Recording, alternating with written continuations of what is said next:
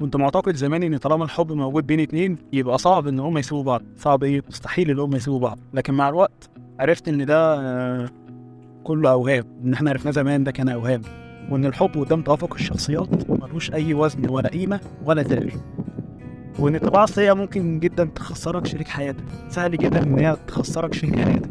وان الحب ما بيغيرش حد. الحب ممكن يخليك تداري عيوبك لأطول فترة ممكنة لحد ما تضمن الشخص اللي قدامك. ضمانته بقى كده الحب ملوش أي لازمة. تيجي بقى إيه؟ تظهر على حقيقتك وتعمل بشكل طبيعي. ضمنت خلاص اللي قدامك.